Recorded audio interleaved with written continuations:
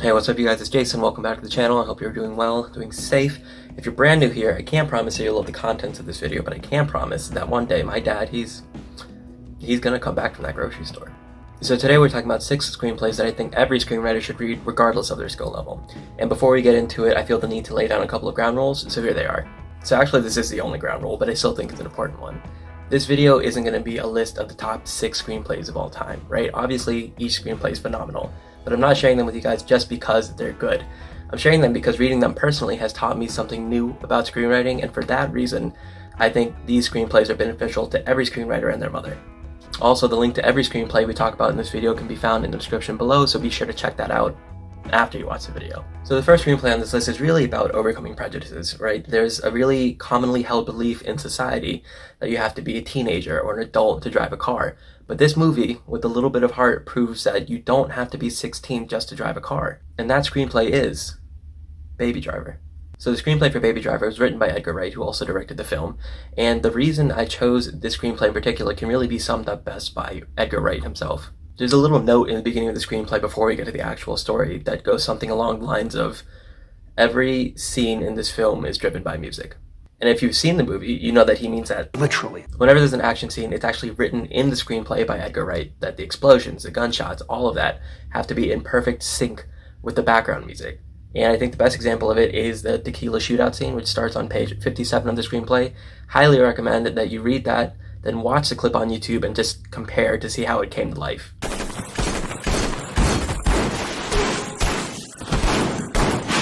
And that leads me to the second, more important reason I chose this screenplay.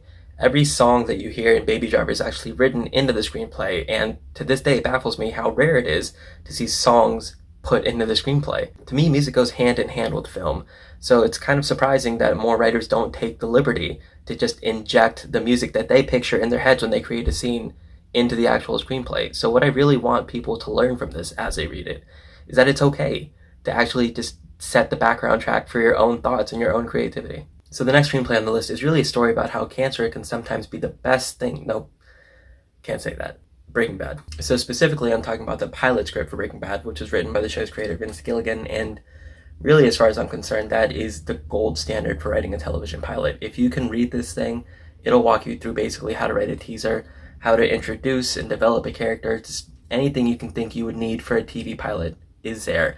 And I must have referenced this at least a dozen times as I was writing my own TV pilot. So the screenplay itself is actually also really funny to read, and not just like the dialogue or the story itself, but literally when Gilligan is describing like a character or a setting, right? Like for instance, when we go into the crack house of one scene, right? He says something like, to call this place a shithole would be an insult to all shitholes.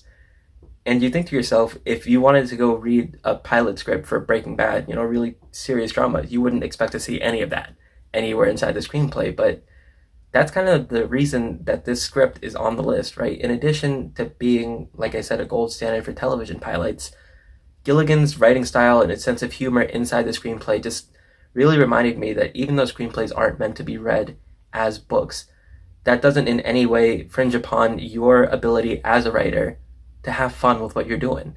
Because at the end of the day, you're creating these worlds and characters, and if you don't feel comfortable enough to put in your own writing style, if you feel so rigid as to like just, here's a story, here's a plot, here are the characters, that's what I'm giving you, what are you doing it for? So I guess as Jordan Peele once said, whenever you're writing, don't forget to follow the fun. So the next screenplay on this list is actually quite dark and focuses on a pretty serious subject material, so out of respect for that, I'm just going to go ahead and jump into number 3 on this list, which is Wind River. So Wind River is actually probably one of the lesser known films on this list. So for context, it's basically about a wildlife agent who teams up with a young FBI agent to solve the murder of a young Native American woman on an Indian reservation called Wind River in Wyoming. So Wind River was written by Taylor Sheridan, who actually also directed the movie. It was his directorial debut. He also penned Hell or High Water and Sicario. But the reason I chose Wind River over the other 2 films was simply because I think Wind River exemplifies best what Sheridan does best, which is not really what people do anymore, make setting feel like a character. Like I said earlier, the film takes place in Wyoming, and you know, it's snowy, it's cold, it's desolate, and because it's on an Indian reservation, it's also a little bit empty. And somehow he manages to make those details not just kind of like background information or context, they're at the forefront of the camera, and at times it's so powerful that it affects the plot, the themes, and the overall mood of the film kind of rests on the setting. The second reason that the screenplay is on here is because Sheridan puts a flashback that essentially shows how the young Native American girl was murdered right before the climax of the film, I think on page 91. Obviously, you would see something like that kind of scene in the beginning of a movie, or if it's like a murder mystery, kind of towards the end as they piece everything together, but to put it right before the climax of the film is ballsy and surprisingly effective. So the next screenplay, I think, takes place in an alternate X-Men universe where Magneto decides to use his intelligence for good, to advance technology. Steve Jobs. So obviously the screenplay is on the list mostly because of its screenwriter, Aaron Sorkin. I don't think it's a secret at all that Aaron Sorkin is one of the greatest screenwriters of all time, and really, to me, there is no better place to learn about witty, fast-paced dialogue than an Aaron Sorkin screenplay. The reason I chose Steve Jobs above all the others was mostly just because it's my personal favorite. When I was collecting the screenplays that I wanted for this list, I was just kind of refreshing myself on a couple that I have in stock, I guess. And it's just the first 20 to 25 pages of the screenplay, when you read it, it flies by because of the dialogue. And there's no yelling, there's no like $10 words, no 5-syllable words. It's just characters at odds. So the next screenplay we need to talk about might actually be my favorite on the list. It deals with things like life, death, religion, damnation of the soul, and probably most important, how to defend yourself against midgets. Back off, Shorty. You don't know karate. We're talking about In Bruges. So the screenplay for In Bruges was written by Mark McDonagh, who actually also directed the film. And the reason that it's become one of my favorites over the years is really because I think it's dark comedy kind of at its finest. There's a lot of times in the screenplay where I feel like McDonagh is challenging you to laugh, right? Like, you want to laugh, but you're scared to, because if you laugh, you're worried what that might say about you. And that is exactly what a dark comedy is about.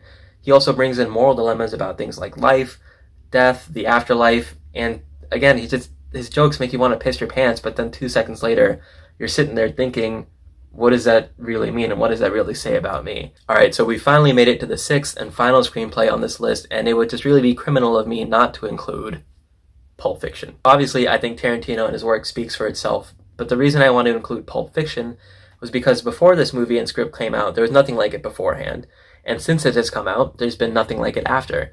So I really think Pulp Fiction is the screenplay that people can learn the most from. There's multiple non-linear storylines, unapologetic creativity and violence, like GIMP, which will still haunt me forever and ever and ever. And it's just, Pulp Fiction is just, if you want to learn about screenwriting and how to utilize your creativity to its fullest, look no further. Alright guys, there you have it. 6 screenplays that I think every screenwriter should read regardless of skill level. Really appreciate you sticking around until the end of the video. If you liked the video, please remember to like and subscribe. Until then, happy reading, happy writing. I'll see you next time.